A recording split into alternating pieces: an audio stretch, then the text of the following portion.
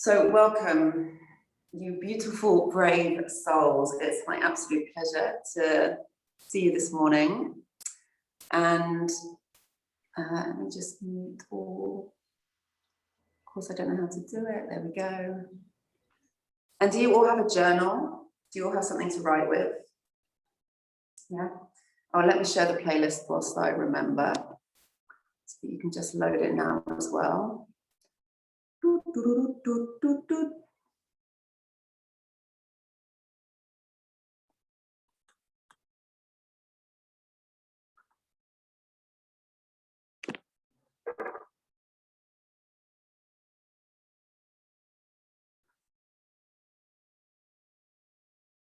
Okay, so there is the playlist. So you can get that ready. We're not gonna play it just yet. We're gonna have some time to sit and reflect and do some journaling and maybe some sharing if you're up for it. And just kind of welcoming the snake into our awareness, because today we're dedicating the practice to the snake. So I have my snake, here it is, my little sacred snake. So we're honoring this as well as whatever you're honoring with the snake, and we'll widen the frame of the representation of the snake in just a moment as well. We're going to begin with a practice called Uchara, which is going to bring our awareness to the central channel. And the central channel is from the root to the crown of the head, just to this space kind of where you can still maybe quite easily feel the energetic field above you.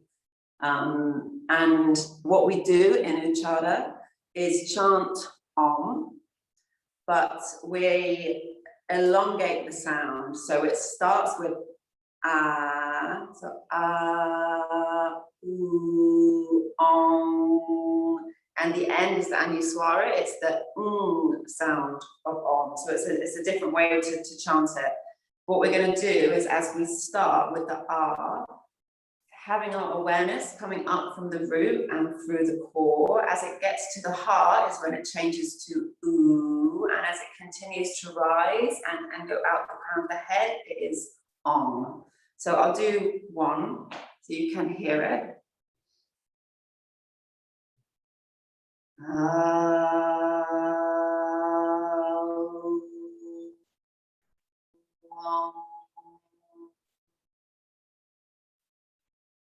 Like this. So we're going to do that for a few minutes, and it's just to really ignite the central channel, so the kind of center of your being, of the physical body as well as the energy body. So we'll take a big inhale first.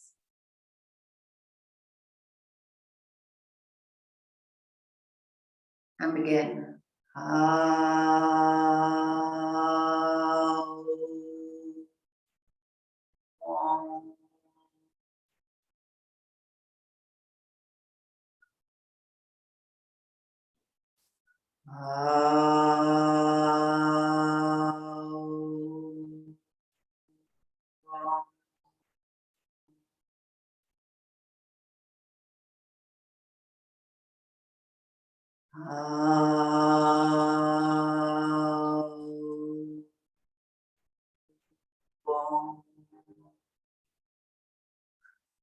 And keep going, really letting the different sounds move through the different parts of the central channel as the energy moves up, as your awareness moves up with the sound.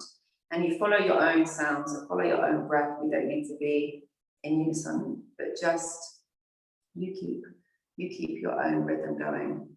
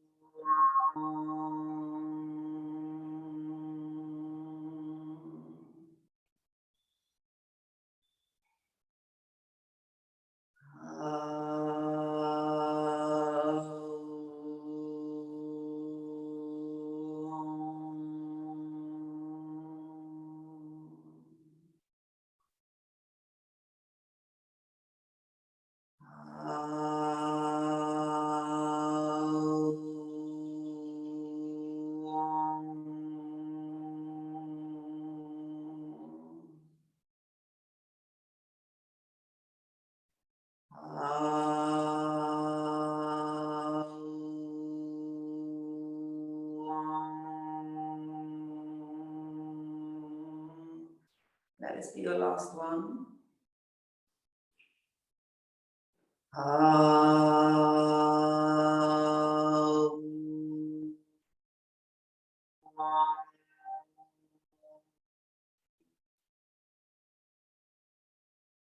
And as you let that last out, feel the vibration moving through the central channel, strengthening the central channel. Just really letting yourself pull all your awareness to the central channel, moving from the base, the spine, the groin, pelvis, all the way up. The core, the chest, the heart, the throat, the third eye, and out through the crown of the head. In through the crown of the head, down past the third eye, the throat, the heart, the chest, solar plexus, sacral chakra, and down out through the root.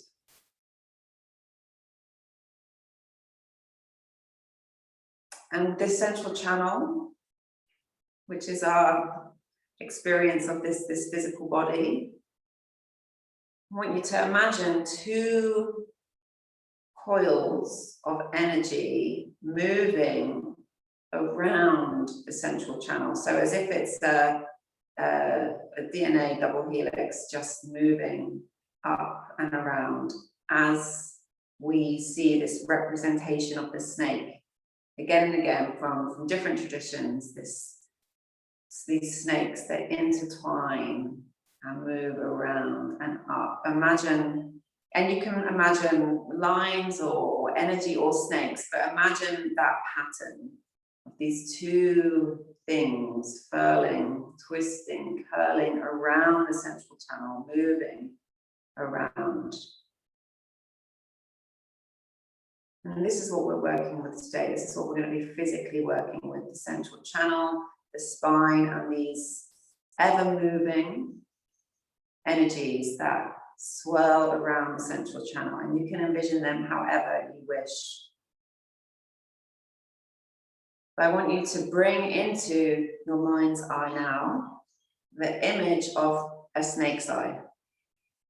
And just let it appear. Just let it appear to you, this snake's eye.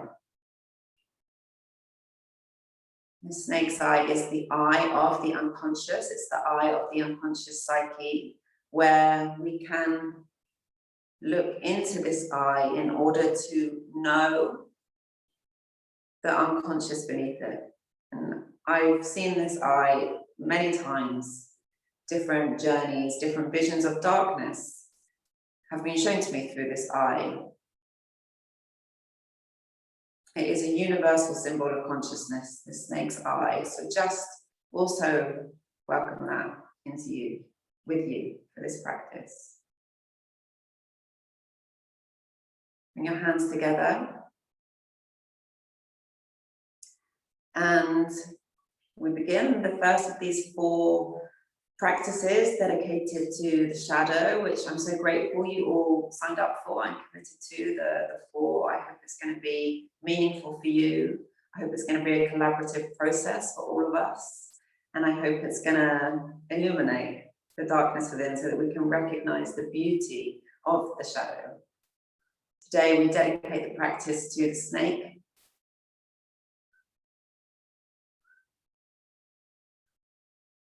You can open your eyes.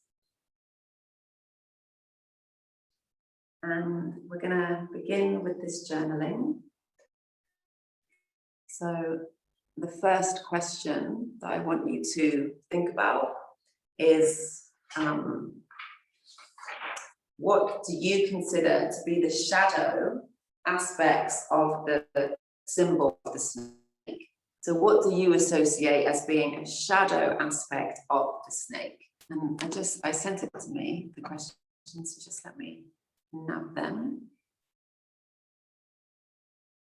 If I can post in the chat.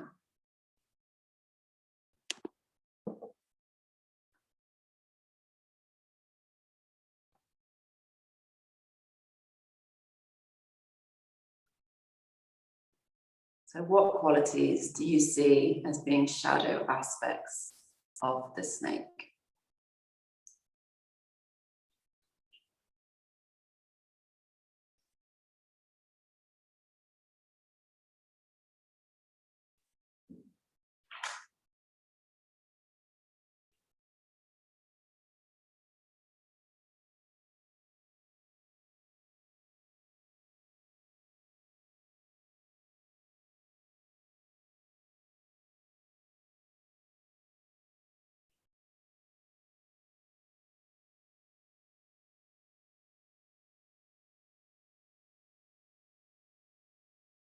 And you can keep writing if you have more to say. Or when you're ready, you can also ask yourself, what do you consider to be the light aspects of the snake? What do you see as the qualities of the snake that are on the light side? And as you continue journaling, I just want to welcome in also the energy of the moon, which tomorrow it's a half moon. So it's nearly half tonight. And for me, the half moon is actually one of the clearest ways that I can understand, what this work is. Because the half moon is, of course, still the moon in its entirety. But we only see half of the conscious side of it. So we see half of the moon illuminated and we see half of the moon cast in shadow. And you can see that as representing the conscious and unconscious aspects of our personal psyche. And then what you also have with the moon is, of course, you have the dark side of the moon, which is shrouded in mystery for everyone. So that can represent the collective unconscious, what's happening on the dark side of the moon. That is the mystery to all, the mystery of all things. So we're working with both these different ideas of the half of the moon that is in shadow in the sky tonight, as well as the whole secret dark side of the moon, and that which is unknown, that which is the deep mystery of the universe and of life. Okay, so I'm going to invite you to share, if you'd like to share your qualities of the snake, and you don't have to. It's really just to, we have these words, we connect with things to kind of put them into the container that we're in with this practice today, to have them here for all of us. So if you want to share, you can unmute yourself and share, but don't feel like you have to. Of course, there's no right or wrong answers. It's just your intuitive response.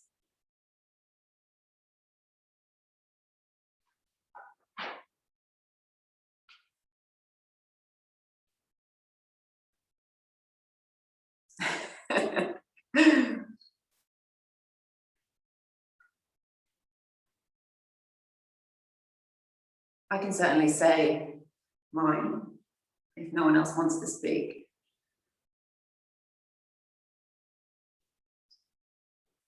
Sneaky, thank you, Bathsheba. Yes, sneaky, certainly.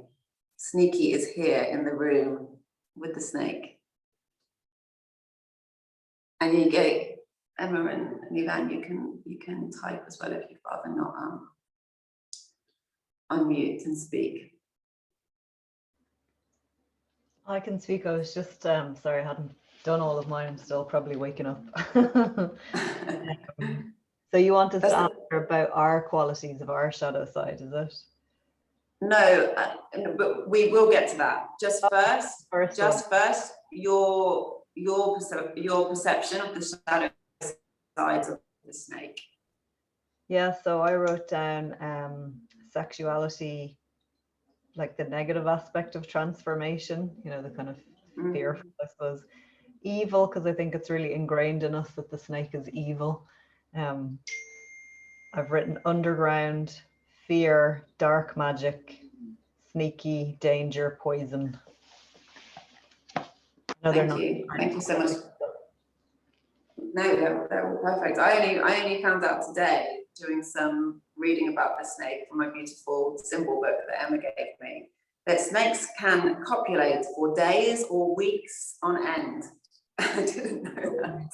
And they have split vaginas and split penises, like the forked tongue. Their genitals are also the same. And when you might have seen them coiled together, that's them copulating, and they can apparently be at it for weeks on end. So then you see where the shadow side of the sexuality comes in, this kind of as if you would need to be in the throes of passion for that long, and yeah, you can see it, you can start to understand where that comes from. Yes, indulgence, how indulgent of the snake, but yeah, I see that as well, indulgence, even in the way they move, so slow and slippery.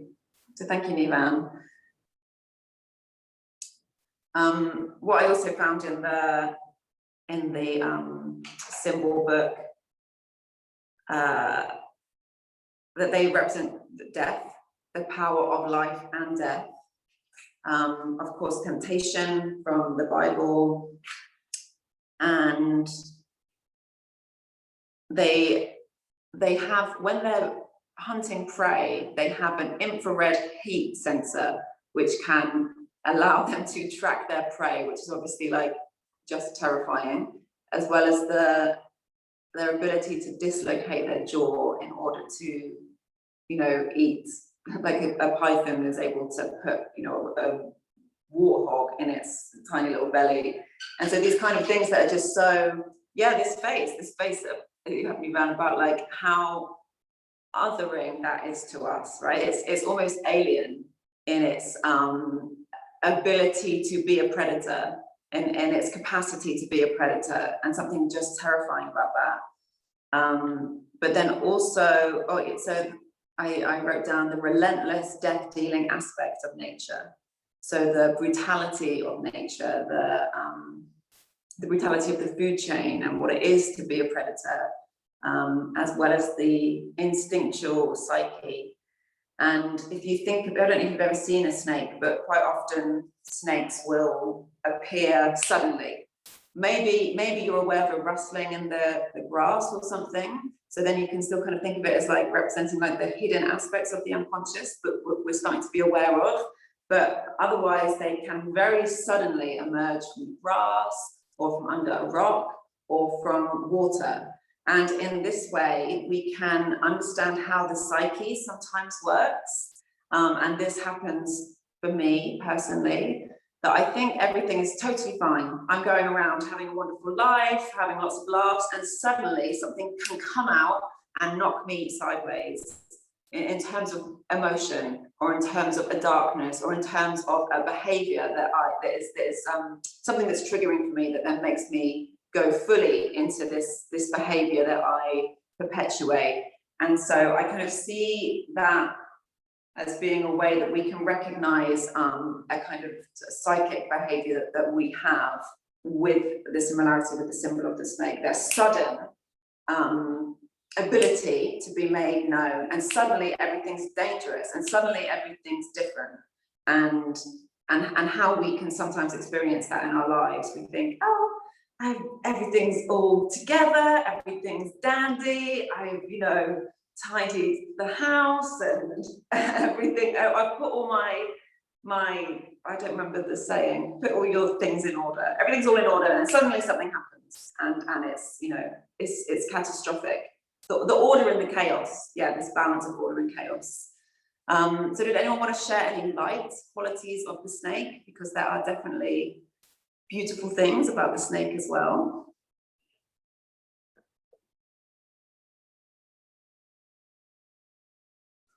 Intelligent, yes, very intelligent. And we even have, like, within the words that Bathsheba and Emma's shared, the same sides of one coin, sneaky and intelligent. You know, how we can frame these different, the same qualities in these different ways, in the light and shadow way. Sneaky, intelligent. And I've just said free movement, yes, and we're going to be trying to embody this today with the way that the snake moves, which is obviously beautiful and sensual, and the way that we even see the popularity of wearing snakeskin as being something attractive and sexy. And I do have a snakeskin catsuit, not real snakeskin, to be clear, a PVC snakeskin catsuit, and it feels amazing. I feel amazing in it. Shed and renew, yes, this transformation.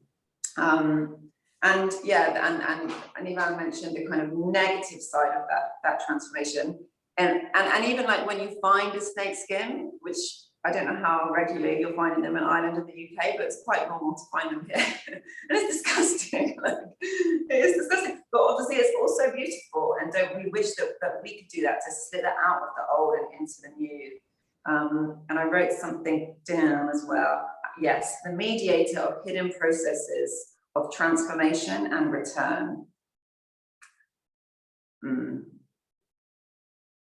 power, sexuality, yes, deeply powerful. And this I that I called you to kind of bring into your consciousness, I think, is that symbol of that power, terrifying as well as beautiful, terrifying in its otherness. And this is what I really want to get to, is how we, as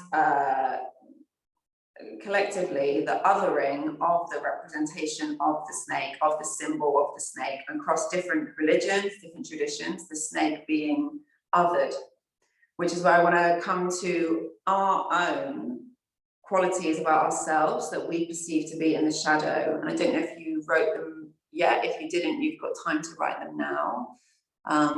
But if you did write them already, give me a thumbs up.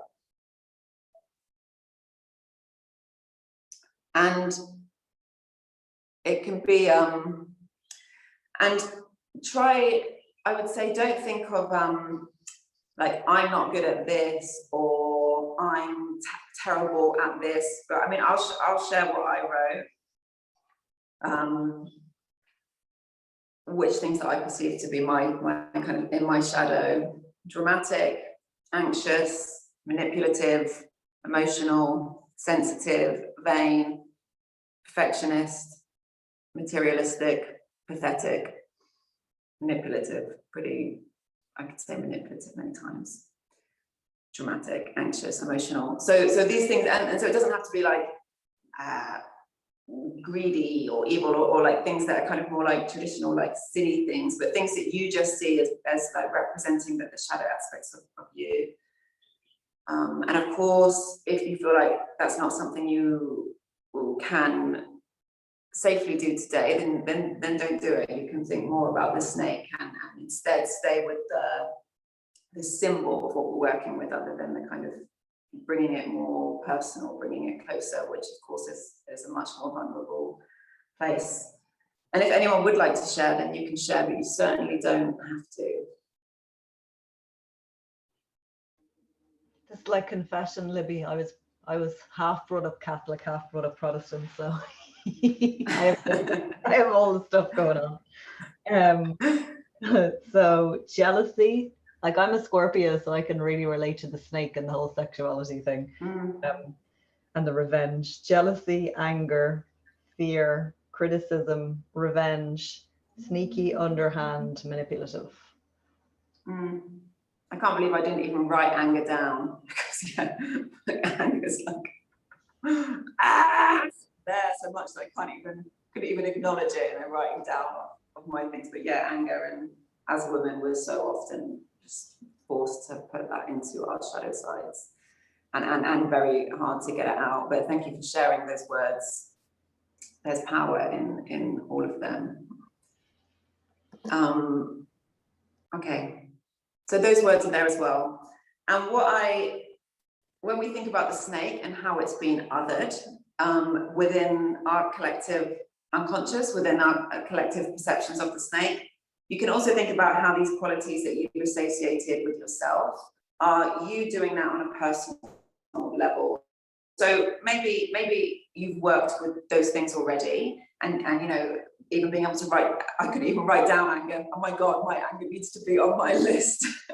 But you know, even in writing them down, it's acknowledging that they're part of you, right? And none of them are things to be improved, or things to be eradicated, or things to be shunned, and not to be turned away from. So all of those aspects of yourself are as beautiful as your generosity, as your kindness.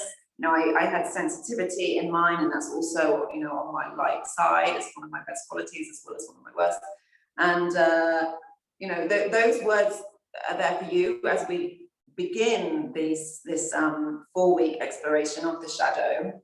We'll come back to them. So we're not actively working with them today, but you know, acknowledging them is part of us beginning to celebrate them and see them as how they serve us, as how they're important, and as how, you know, the different ways that different traits show up for each of us. It's just a part of our narrative. It's a part of our story. So it's a part of us, as well as a part of all of our story. As you know, things are culturally, like anger, for women especially, how these things sometimes are culturally pushed, and as you spoke to being raised Catholic and Protestant, you know, how different upbringings will also put different things into the shadow.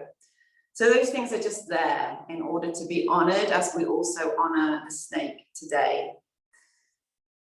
But you can put your journal to one side.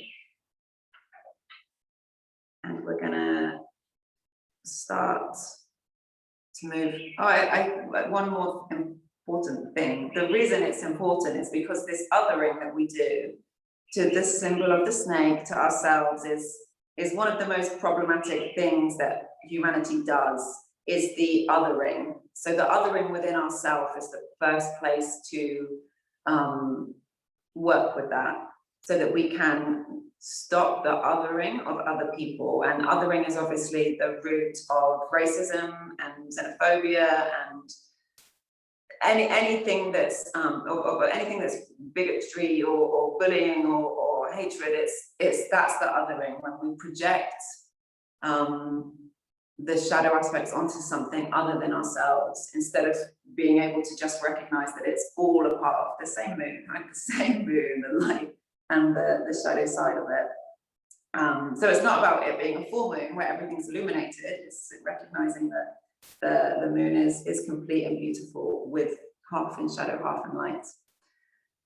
Okay, we are going to begin to move. Oh my goodness, I am right on time. That's never happened before. Wow. Wow. Okay, so the first track's silent. So we're going to press play together and then come to lie on your bellies. So 5, 4, 3. Oh, yeah, we got it. Okay, give me a thumbs up when you've got it.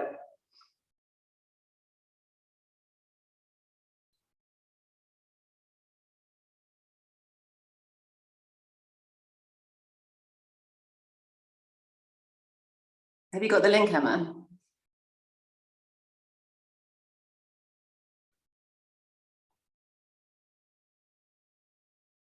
Yes. And Bathsheba, you have?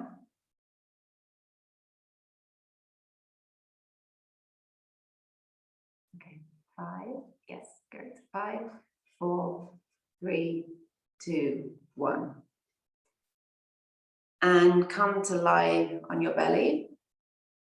It's a silent track, so don't worry, nothing's happening for now. Come to lie on your belly.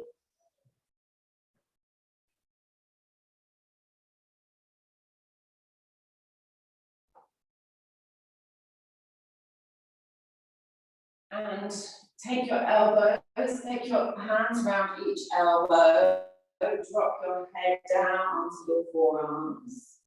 And let your hips sink into the floor. Feel the muscles in your bum release. And then feel the muscles in your leg also releasing.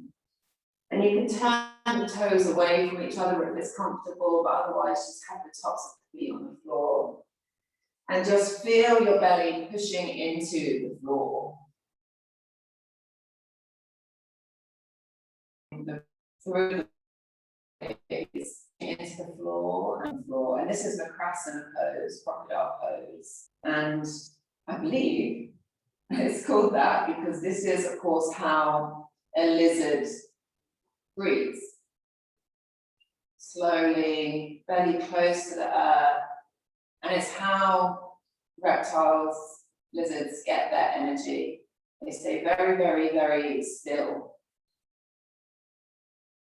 using this stillness to get their energy. They're cold-blooded, so they need to have this gathering of energy in order to be able to move, to be active, to be alive.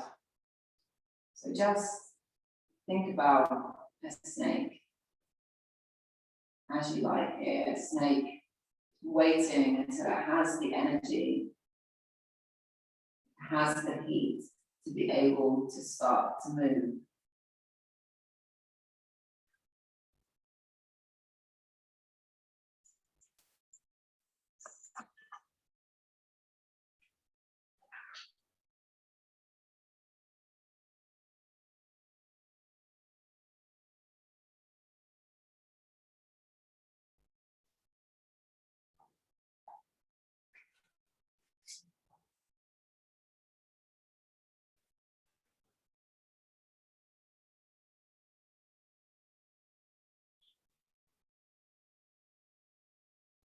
Once you feel like you have that energy, just start to very slightly lift your head, lift your gaze, and then calm back down.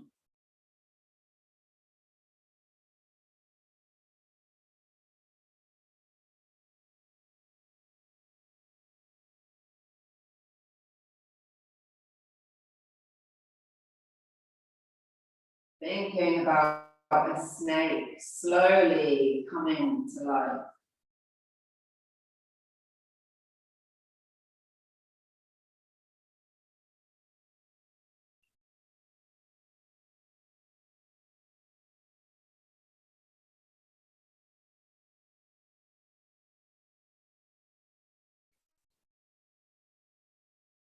Then you can come back to Makrasana, rest your head whenever you wish, or you can bring your hands to the floor, and any part of the floor, maybe in front, maybe to the side, to start to come a bit further up into a cobra, but only as you feel ready.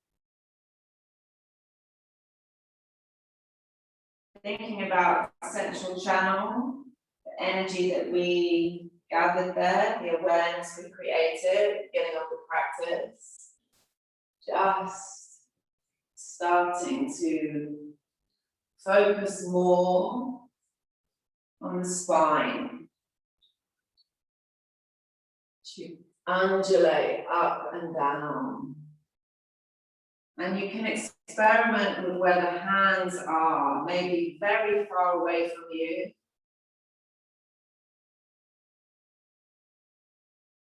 And you can play with how you move the spine.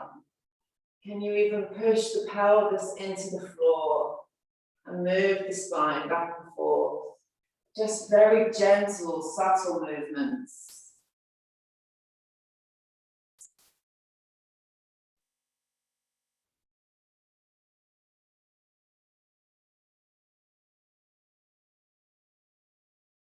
Coming into it very slowly.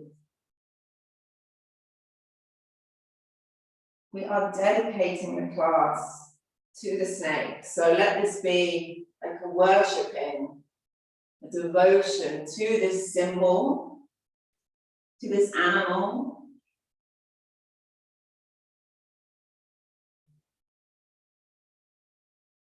Letting your body be like a prayer to the symbol. Bowing, rising.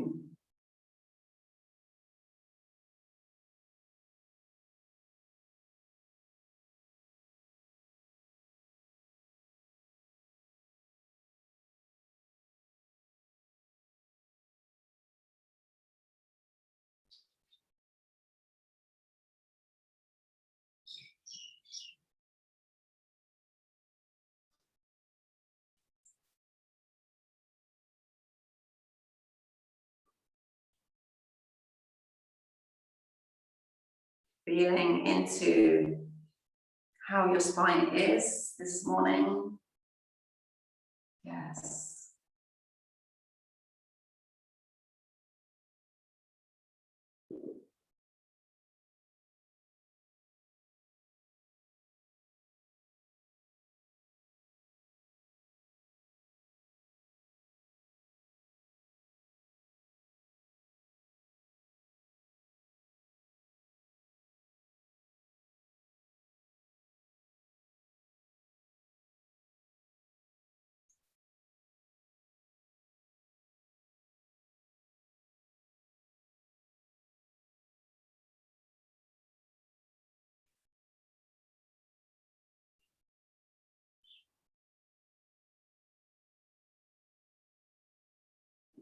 Once you are ready, make your way up and come to a seated position so that you're comfortably sat on a cushion or blanket. Once you've arrived there, just close down your eyes.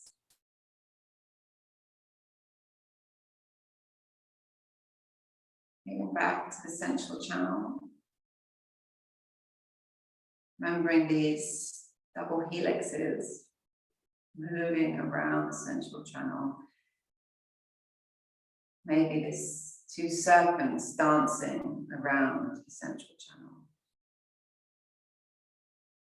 Ida, the Pingala, the masculine and feminine aspects of the body, the central nadis. They also reflect this dancing around the central channel.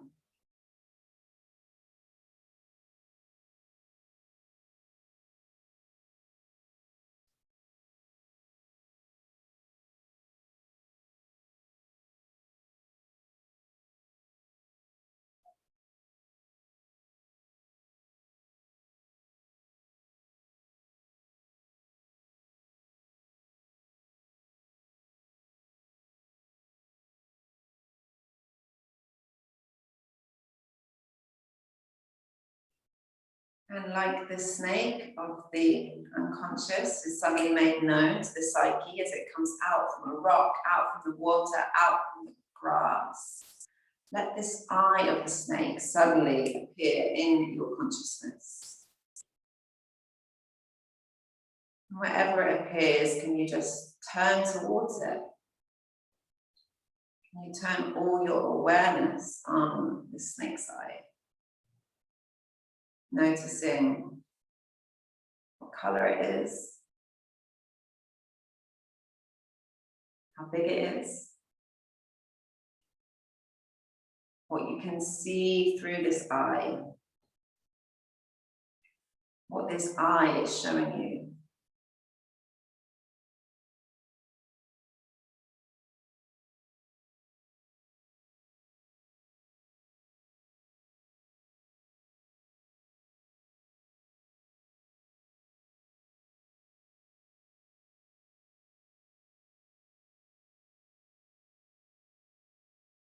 Trusting that the eye stays with you.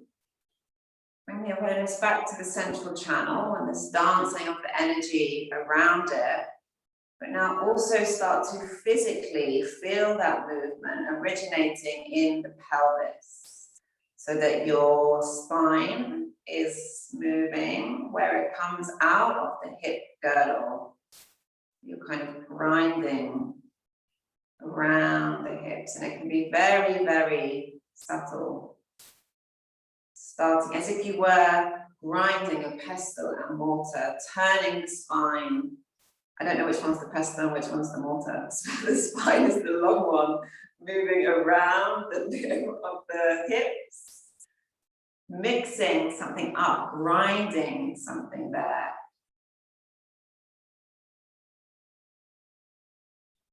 Beginning something there. You can change the direction whenever you wish, just when it feels right. It doesn't need to be equal on either side.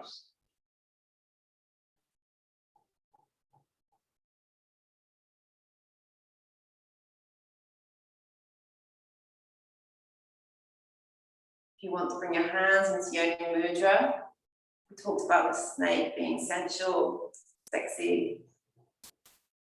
You can also have that there, honoring Yoni Mudra if you wish.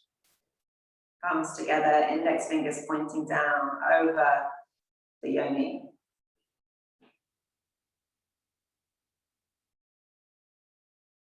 Maybe the grind becomes bigger.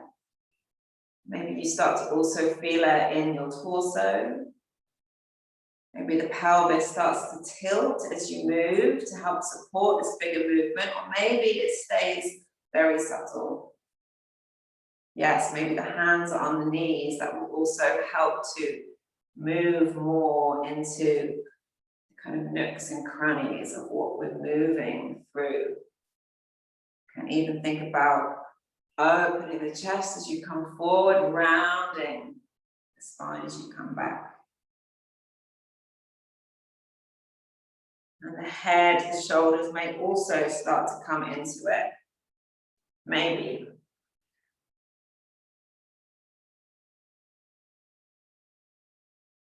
You can inhale through the nose, keep moving. and hiss it out. We're going to breathe 5 times like that.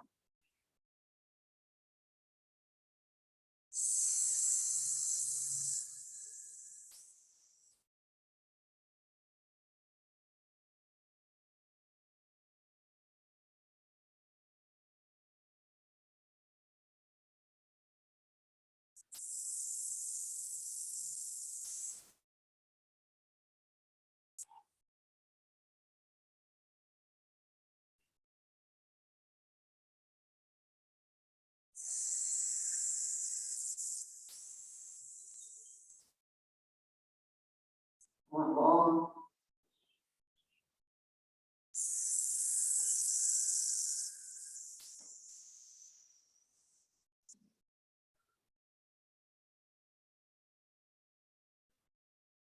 Start to this winding of the hips. Bring your hands to your knees and gently pulling on the knees, shoulders back, chest pushes through the collarbones past the shoulders. Inhale and exhale, round the spine, pull the solar plexus back, shoulders forward, chin tucked. Inhale. Exhale, round.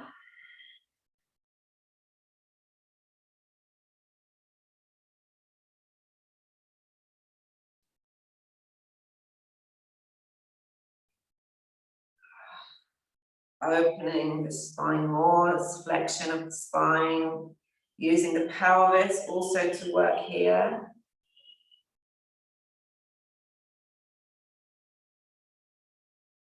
And it may be you find a bit more freedom in it too, so maybe you kind of open to the right, round to the left, as if you're coming into a figure 8.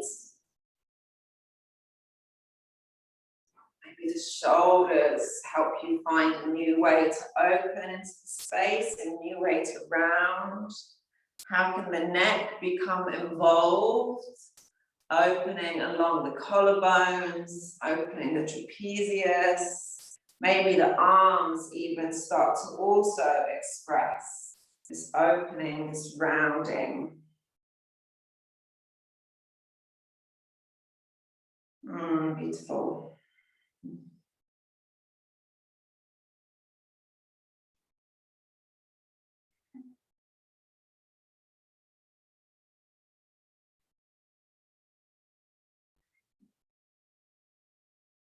You want to come back to the hissing at any point, you come back to the hissing, but think of it rather as an exhale with a hiss, not a kind of literal snake hissing, but this release with this sound.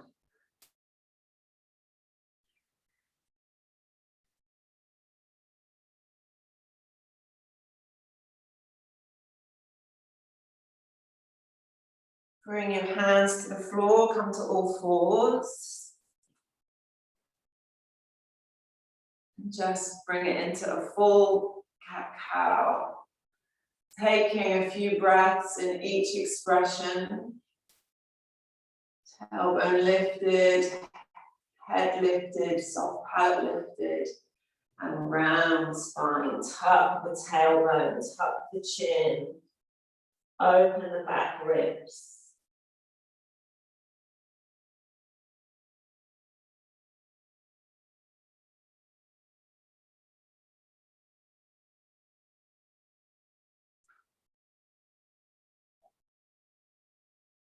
Another cat-cow.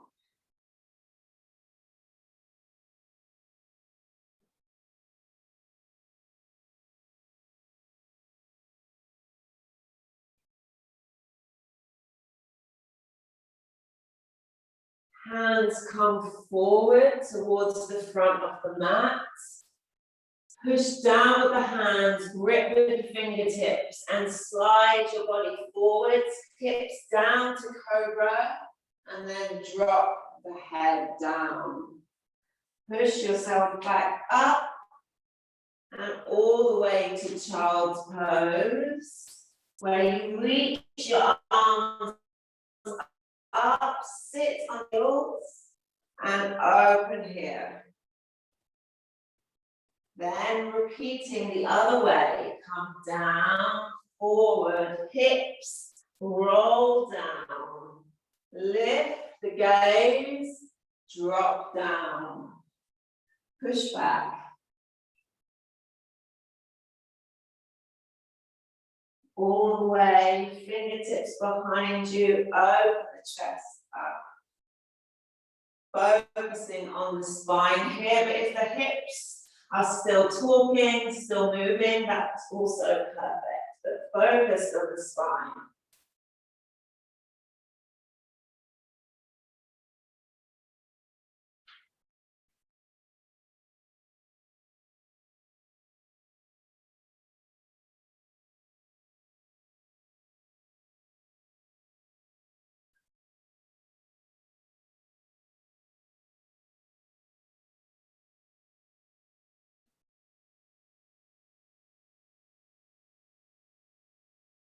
This last time that you come back, open the chest, come up onto the knees, and we're going to undulate here and start to come into free movement.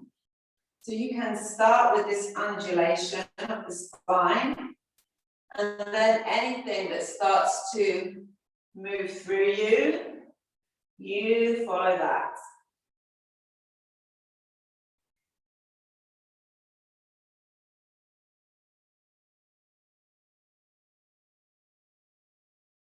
Anywhere that wants to be opened, anywhere that wants to be brought into awareness, anything that wants to be moved, you can move that way. You don't need to stay down, you can also come up, but anything, do whatever you want.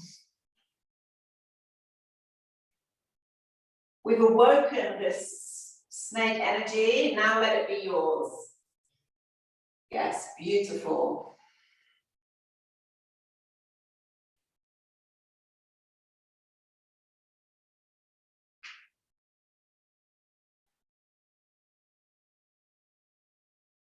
Keep moving.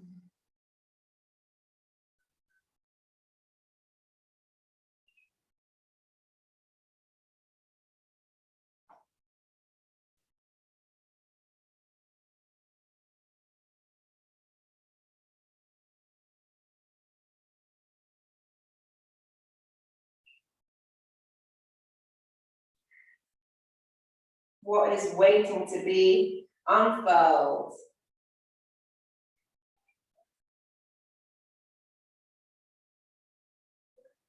When you saw that we were doing this shadow class for the snake, what was your first instinct, your first feeling? Can that also be here now? Maybe it was fear or excitement. Maybe it was curiosity. Let that be here as well.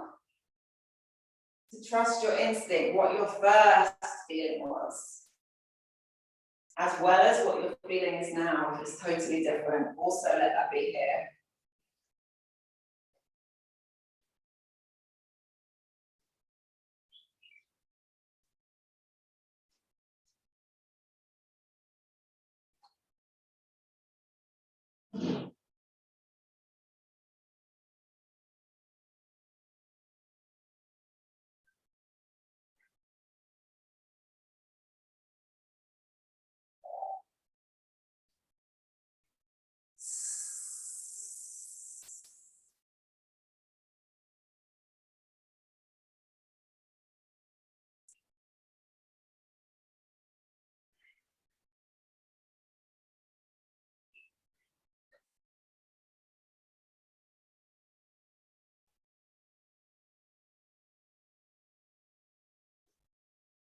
If you feel like you still need more time to come into your spine, then you can take the free movement into a forward fold and back up. But try to keep this idea of freedom with it, not needing it to be kind of perfect yoga thing. Just a way to come more into the pelvis, lumbar spine, thoracic, but it's just a suggestion if you feel like the spine's still tight, and mine is for sure.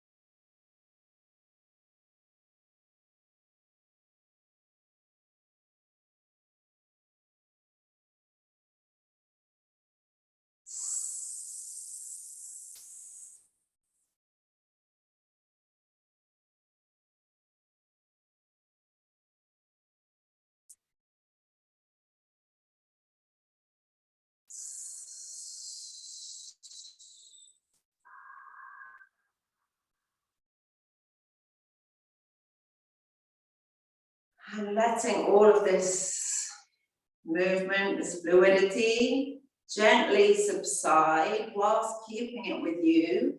Come to the front of your mat. We're going to take it to sun salutations, but keeping this expression that you just allowed with this free movement, the space for yourself that you just created. As we come into sun salutation, and you can do it slowly as you like, you can add on, you can take away. I will guide us through the first two, but you can follow your own guidance as well. Lift the arms up, lengthen the tailbone down, lift through the spine, and exhale, hinging from the hips. Come down, down, down. Bend the knees to support the lower back here. Inhale, breathing into each vertebra, making space through the spine as you look up. And then exhale, fold forwards. Whilst you're in this forward fold, think about widening the pelvis. So that you can think about pulling the inner legs together, inner top legs together, and then widening the pelvis out. We're going to do this again and again. It makes more space for the spine.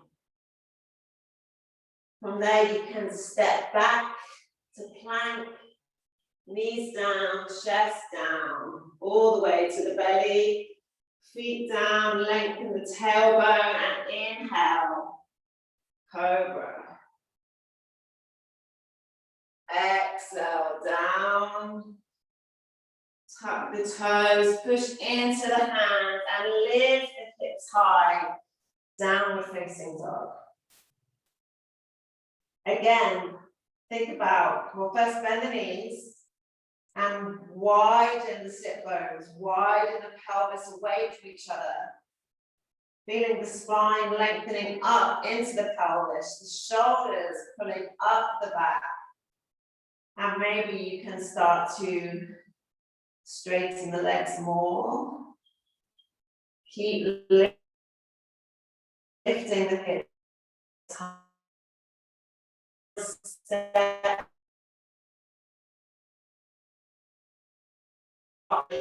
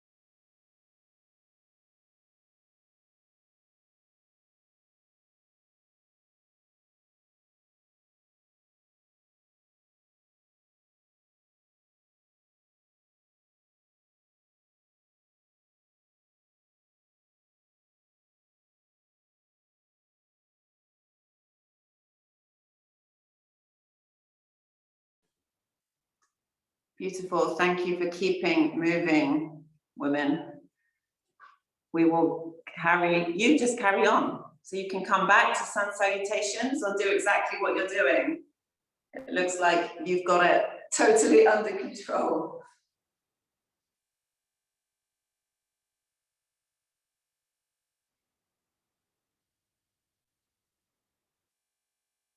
We probably have time for 2 more sun sals if you want to do them, or yes, you can be in your own. I like this.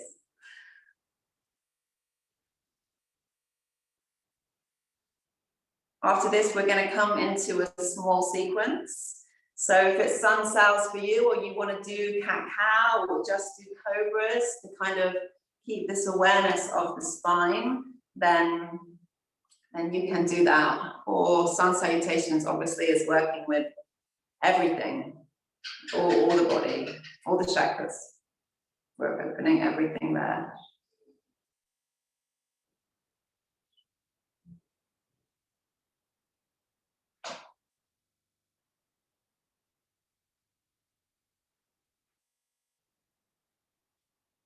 And let that be your last one. Come to stand at the front of your mat, and we will prepare for our sequence. Maybe just a circle of the hips. Ooh.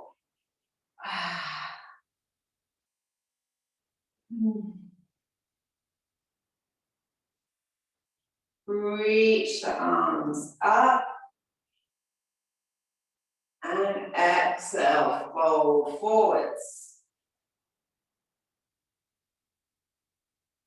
From here, you're going to step the right leg back, turn all the toes to the right side of the mat, feet are wide, and big toes just pointing inwards. Have your hands on the floor, and like we did in the forward fold, lengthen through the spine, but also think about where the hips are coming into the pelvis. And just tilt the pelvis down and tilt it up as if you were doing a cat-cow with the pelvis. See how that feels with the bones coming into the hip sockets.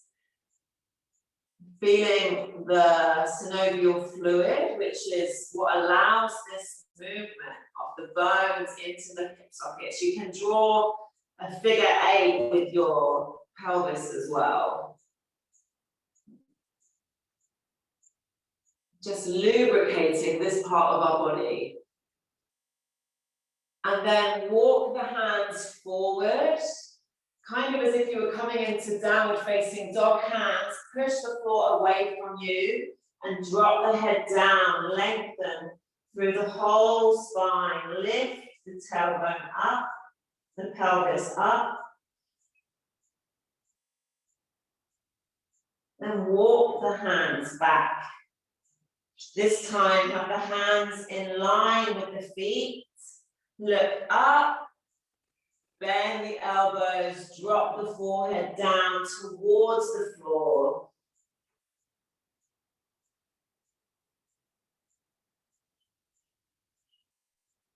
Inhale, look back up, and walk the hands back to the front of the mat. Turn the left foot forward, walk it to the left edge, come into lizard pose.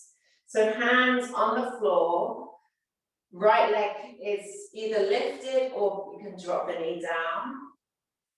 And we're just gonna undulate through the spine here by bending the elbows and rolling forward. So use the back leg if it's up to help push you forwards, and then pull the hips back.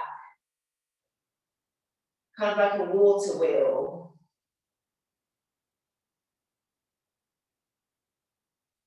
And then drop the right knee if it's not already dropped, and extend the left leg back into Ardha Hanumanasana, half monkey. And fingertips to the floor, look up and fold forward. Also undulating with the spine here. So feeling the movement in the whole of the spine. It doesn't matter how far you go, So we're not focusing so much on the hamstring, on the sensation in the leg, but in the fluidity of the spine. And you can think about this as a kind of reverence here as we bow forward, honoring and rising up to greet. Bend the left knee, left foot down, right hand comes to the floor and twist over to the left. And really think about the spine in this twist. So the central channel we've been working with, imagine all the organs now moving around the central channel as the left rib cage reaches up, the left arm comes up.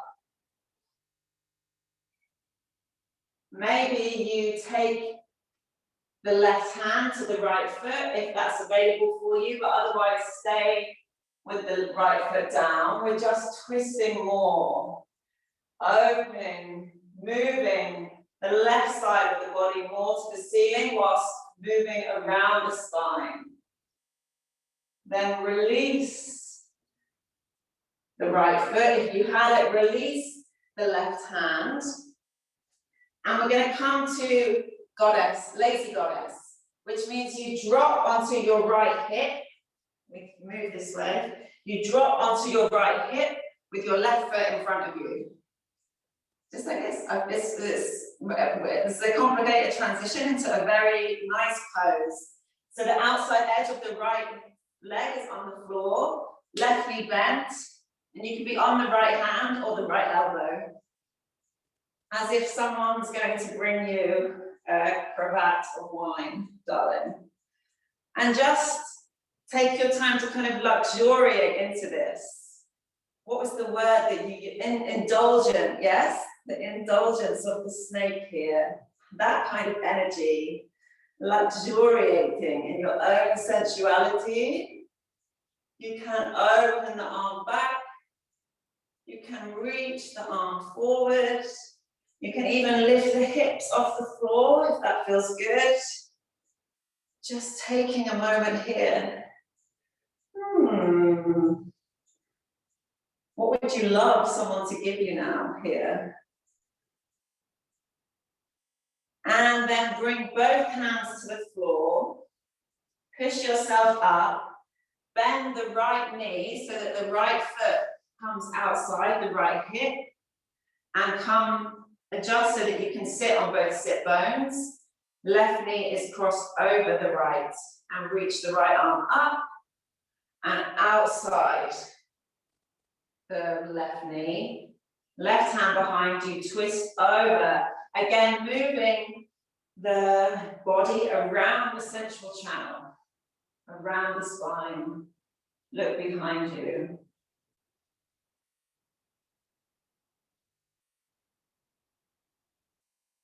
And then come forwards.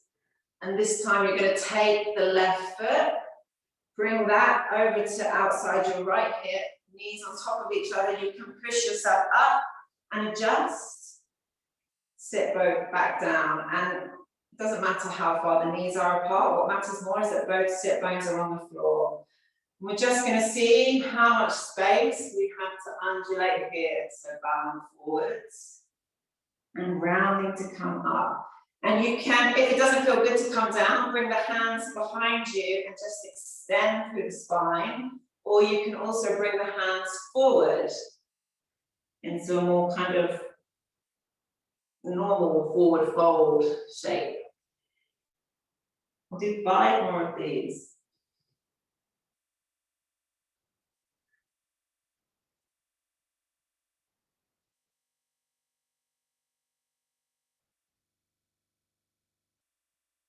And then we're gonna lift the left leg back up, bring it back towards the front of your mat, push yourself up, right foot comes back, we're in Parsvakonasana, pyramid pose. So both feet facing, both toes facing forwards, right toes slightly at an angle, and you can have fingertips on the floor or on your hips, and again, just moving through the spine here. Pull the left hip back.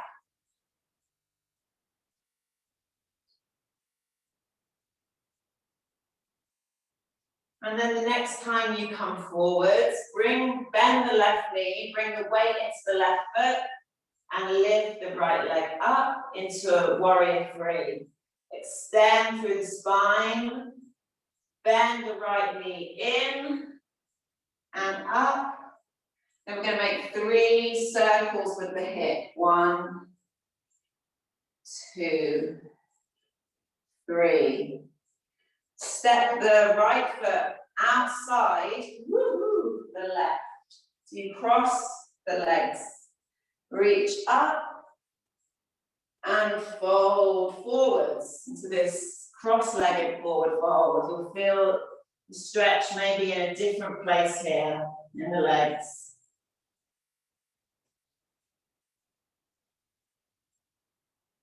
Inhale, extend through the spine.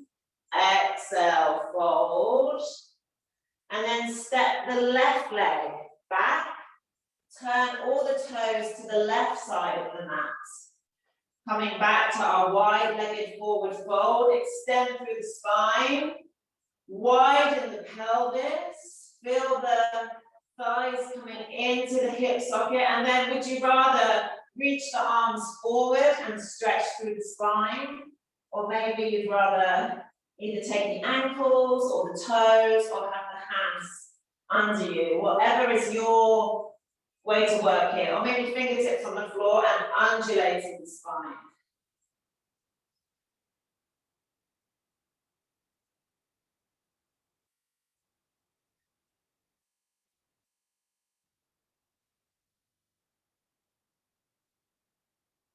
Inhale, come up and walk back to the front of the mat, right knee bent into lizard.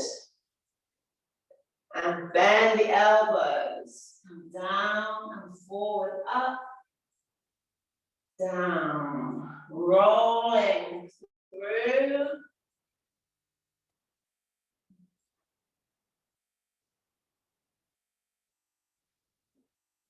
Drop the left knee and extend the right leg into Ardha Hanumanasana. And inhale, look up, exhale, round the spine down, inhale.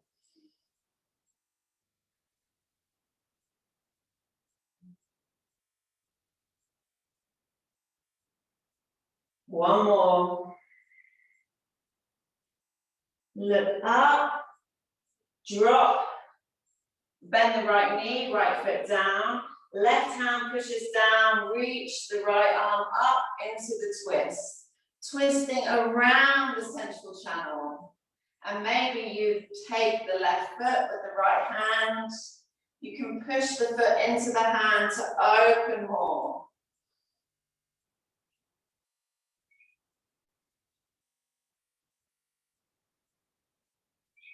And then release the foot. We're transitioning to lazy goddess. So walk the right foot out a little, drop onto the left outer hip, and maybe you're on your forearm or your hand. Take your moments of grace, of summoning, of welcoming, luxuriating, abundance, this lazy goddess.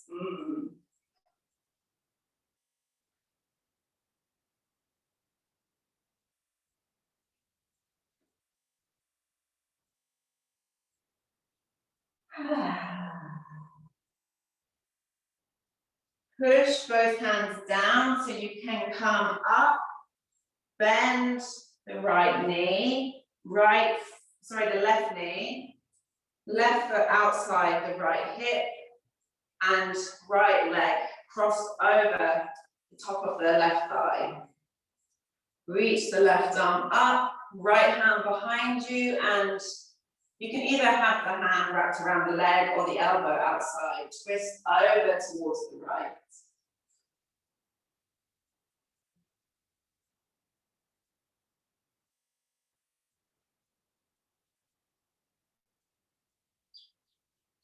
Palm forwards, moving into Gomukhasana, cow face pose. And Bring the right foot outside the left knee. Push down onto your feet, lift your hips so you can adjust, so you can sit on both sit bones. And either hands behind you, lengthening through the spine, hands on the feet or in front of you, rolling through the spine, bowing and coming up, or staying upright if that feels better for you. Grounding down with the pelvis, feeling the opening on the outside of the hips. Yes, beautiful.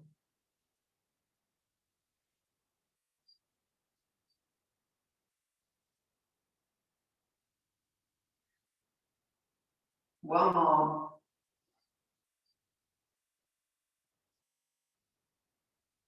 Bring the hands forward to the front of the mat and unwind till you come back up to standing.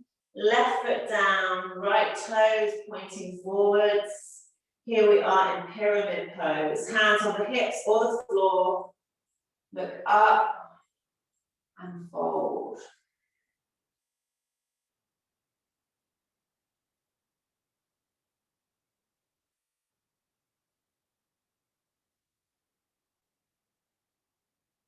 Then bend the right knee, bring your weight into the right foot and lift the left leg up. Extend through the spine, warrior three. Bend the left knee and come to stand with the left knee lifted. 3 circles of the hip out to the side.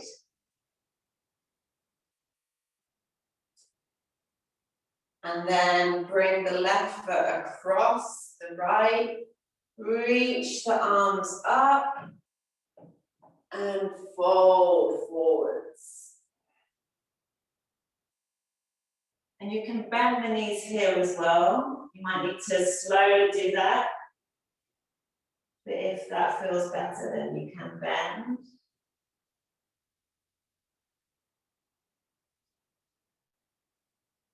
Lift the tailbone up, widen the pelvis. And then step the right foot so that both feet are now wide apart, maybe as wide as your mat. Walk the hands forwards, bend the knees, and come to sit in Makrasana. Maybe you need a cushion to sit on.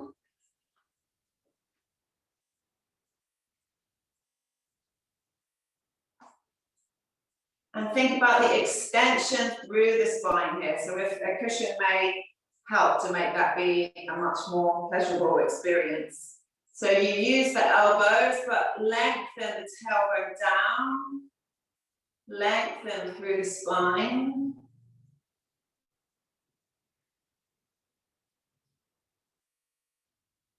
Can you reach your arms up?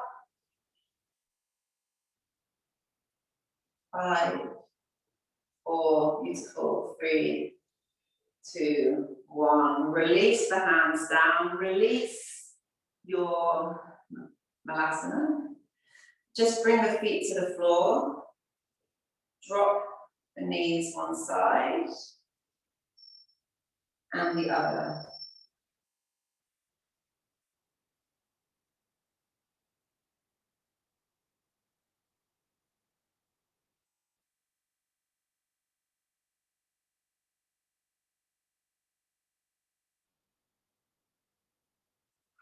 And then bring the left knee forwards and extend the right leg back. Make your way to pigeon. If you want a cushion underneath the left hip, then of course get that. And we're gonna just come onto our fingertips and let the pelvis get very heavy before we do anything with the spine. So feeling the pelvis being pulled down by gravity, this heaviness in the pelvis. Let it be heavy. You can gently rock the pelvis back and forth if that feels good, but just be very mindful to not dump the weight on one side more than the other, but rather playing with the balance of the weight between both sides.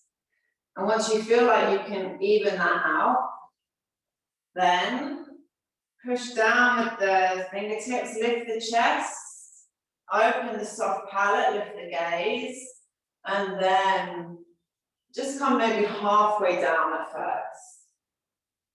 Lift a small way up, walk the hands slightly forwards, come down a little deeper, but not all the way. So we're slowly easing down.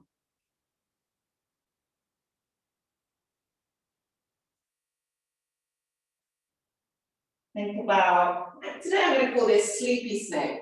This is like sleepy snake that can no longer stay awake. It's been populating for 3 weeks, it's exhausted.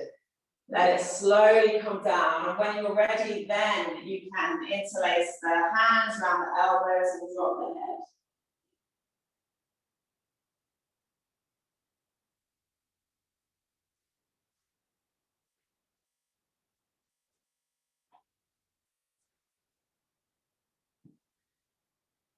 We're not doing yin, so if you want to keep moving, and totally keep moving, or if your snake is exhausted, it needs to muster some more energy, then let it be still.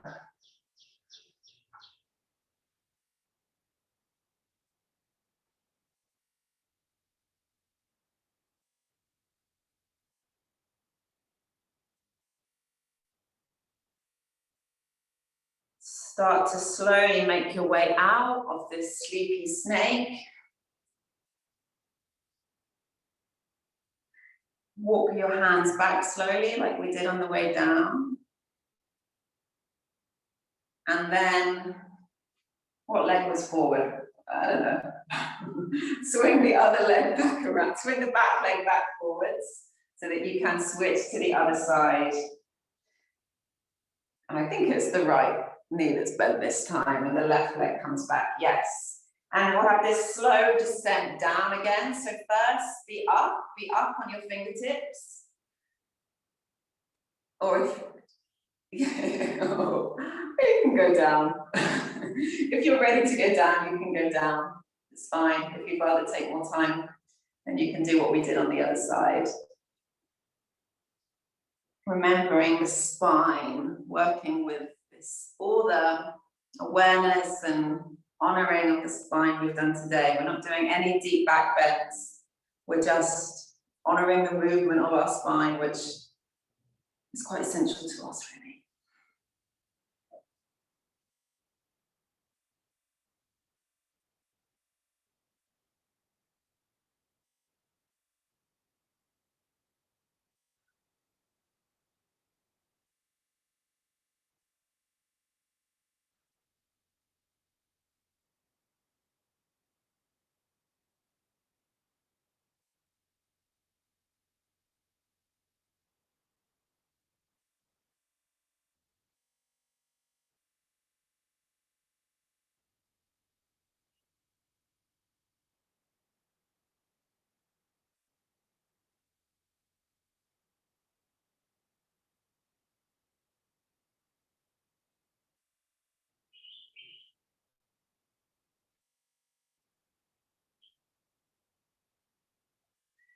Slowly make your way up.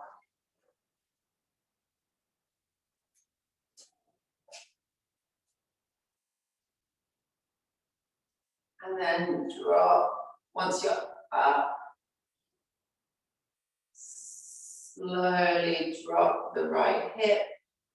Bring the left leg around. And this time, feet together. And bring your hands behind you, lift the hips, and you can swing the hips back. See where they want to land. So if it's closer, or if it's further away, just land the hips. And you can stay upright with the hands behind you, or come forwards. Taking hold of the feet, and really mindful of the spine here, okay? So we're not doing so much of the hip opening, but rather thinking about lengthening to the spine as much as you can lengthen, And then once you're in that place of lengthen a little more, and then let the spine round and come down.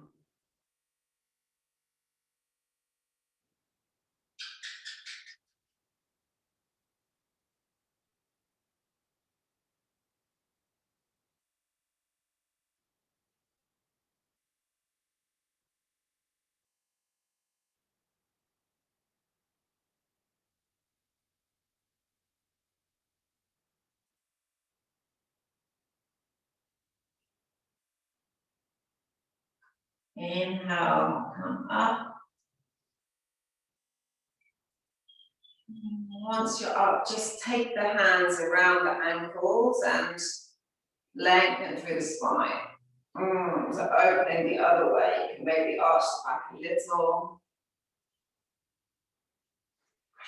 From there, bring your hands behind you.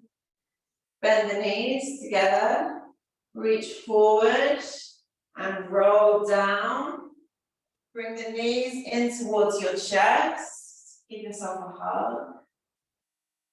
Arms out either side of you. Drop both knees over to the left. Look out to the right. And like we've been doing, think about the body moving around the central channel here. So you move the right body slightly towards the right as the body is on the left, and that's how we can feel the twist. This conscious movement towards the right, even though we've placed the body towards the left.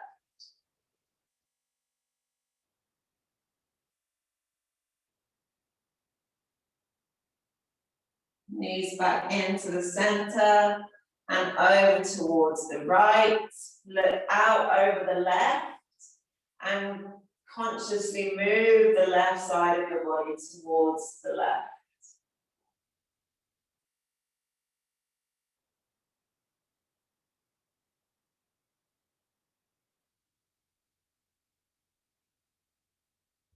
Come back to center. Extend one leg out. Extend the other leg out. Hands open, taking up space on this floor. Deep inhale. Hiss it out.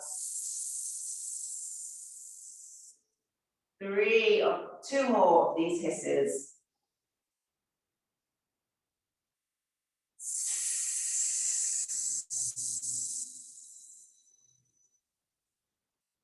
And 1 more.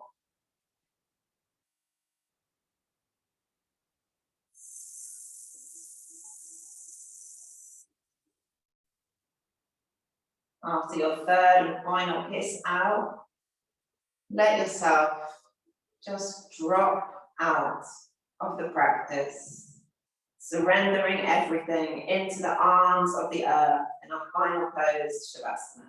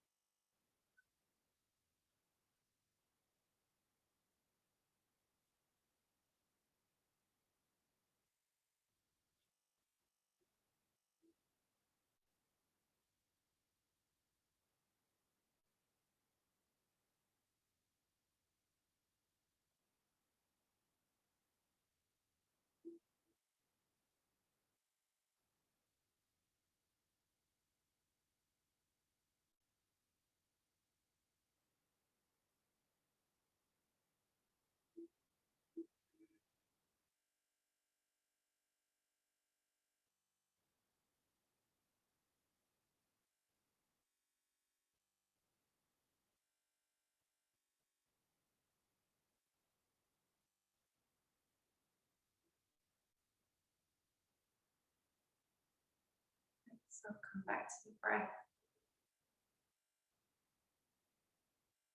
Feel yourself coming back to your body. Feel energy, awareness, presence coming back to your body. And wherever you start to feel it first, you can start to reflect that with physical movement, maybe in the fingertips or the toes, the hands or the legs.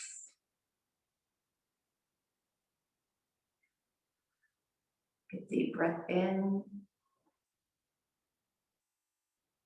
Sigh it out. Reach your arms up over your head, giving yourself a big stretch of gratitude, of devotion, of opening, expanding, and then release. Bend your right knee, roll over onto your left side. Coming into a fetal position, staying here like a little baby snake tucked up in its egg. A little nest. And from there, push yourself up to seated whenever you're ready. And we'll close the practice together.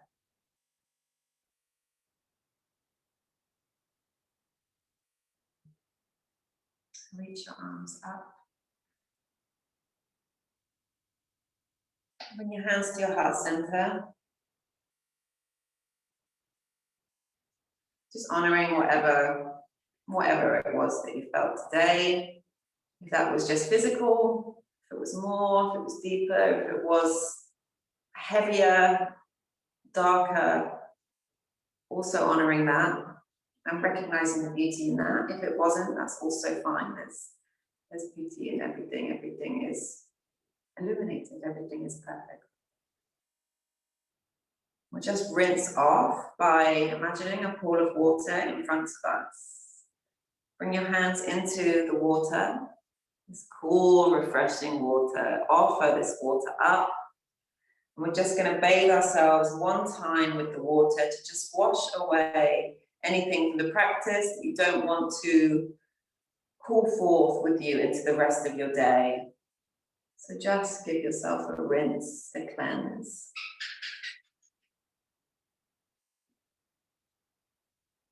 Maybe sweeping down the limbs to just sweep off any excess energy that you're done with for now. Hands to your heart, we'll close with Om. Inhale fully. Exhale fully.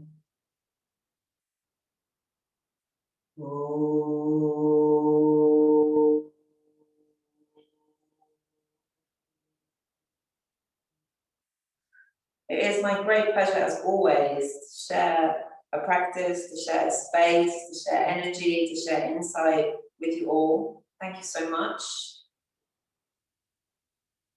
Hari Om Tat Sat.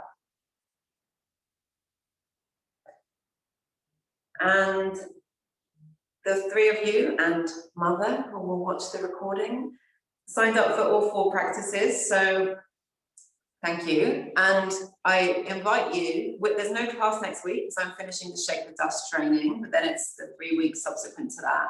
So you've got 2 weeks. If there is some aspect of the shadow that you are interested in exploring, then let me know and we can weave a class around that. I'd like it to be a collaborative process. The snake is obviously a very universal symbol. And I do mean things that will be, broad enough for it to be meaningful to everyone, but maybe there's a symbol that, you've worked with or that you're aware of that comes up in your dreams or whatever. If there's something that you would like to bring to this exploration together, then I very much invite that and welcome that as well. Okay, that is all for today. Thank you, beautiful, beautiful beings, and have a beautiful rest of your Sunday. So much love.